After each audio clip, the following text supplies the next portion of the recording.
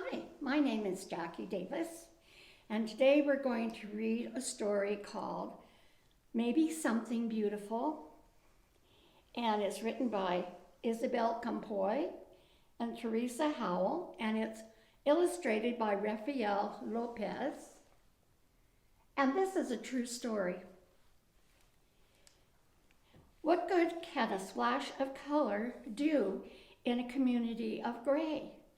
As Myra and her neighbors discover more than you might ever imagine. Based on a true story, maybe something beautiful reveals how art can inspire, transform, and how even the smallest artist can accomplish something big. So pick up your paintbrush and join the celebration.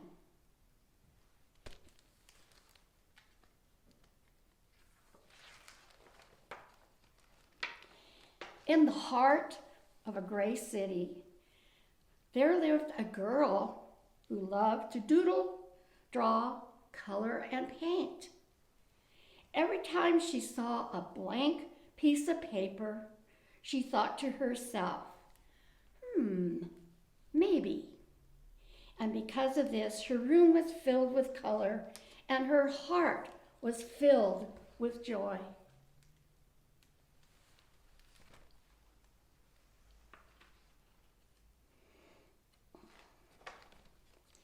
On her way to school one day, Myra gave a round apple to Mr. Henry, the owner of the shop down the street. She gave a flower to Ms. Lopez, the lady with sparkling eyes. And you notice what the flower of the apple is? They're pictures.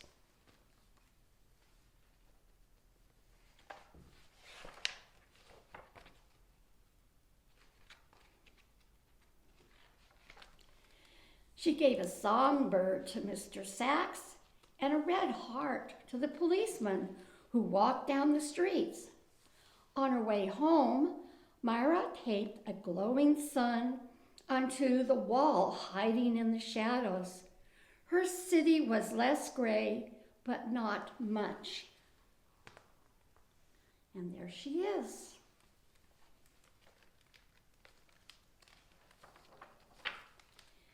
The next day, Myra saw a man with a pocket full of paintbrushes. He gazed at the wall. He looked at the sun. He held his fingers up in a square and peered through them. He said thoughtfully. What do you see? Myra asked. Maybe something beautiful, the man replied. So you can see he's looking at her colors that she's done.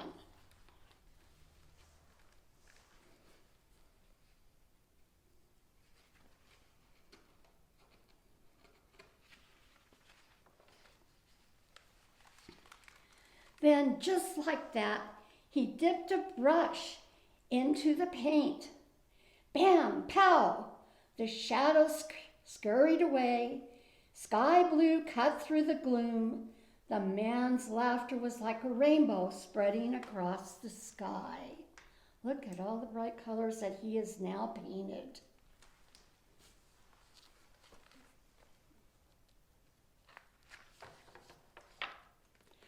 Who are you? Myra asked. I'm an artist, he said, a muralist. I paint on walls. I'm an artist too, she told him.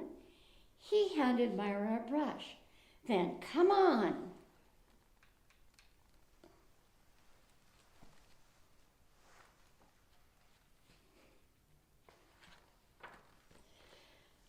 Myra dipped in the loudest color she saw. Wowee! The wall lit up like sunshine. Look at that bright color.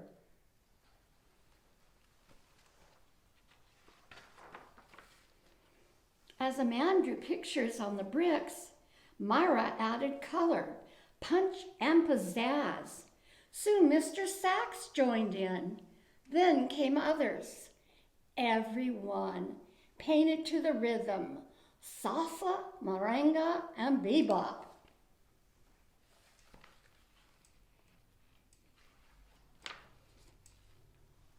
Even Myra's mama painted and danced the cha-cha-cha. The whole neighborhood became a giant block party until, look at all these people. Look what they're doing.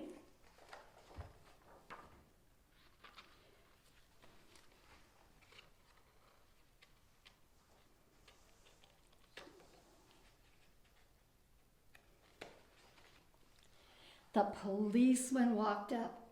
"Excuse me," he said. The music stopped.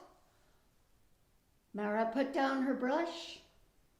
They were surely in trouble. The officer cleared his throat, then paused.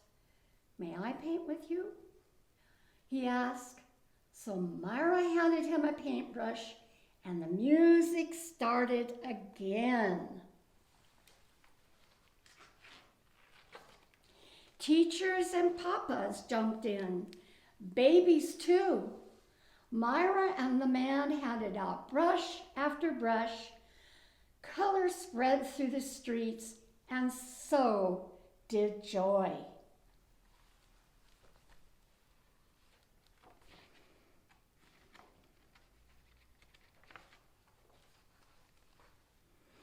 Whenever Myra and the man went, art followed like the string of a kite.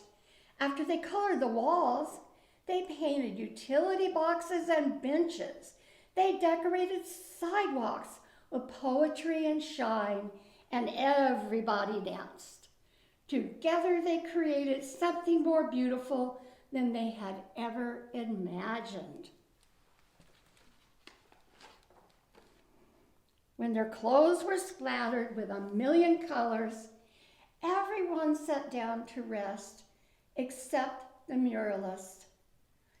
His eyes sparkled. "You, my friends, are all artists," he told them. "The world is your canvas." He smiled wide and then pulled everything together in big sweeping motions. His paintbrush was like a magic wand.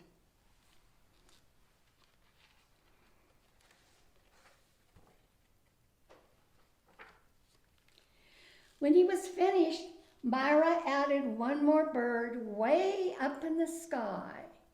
Maybe, she thought, just maybe.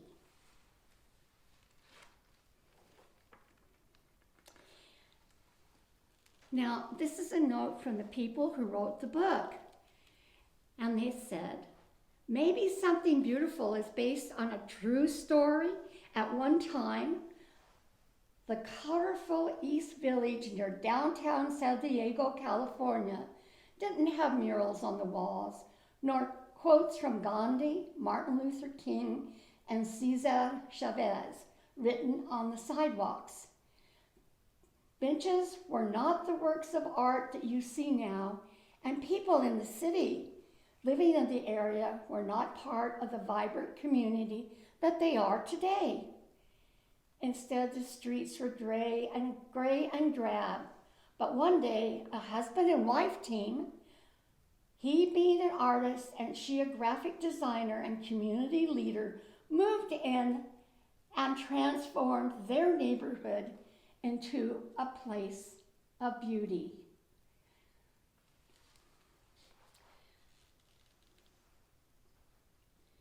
So maybe you can think about what you could do for your community with just starting with one bright piece of color, a song, a poem, or many other things. So think about it, okay?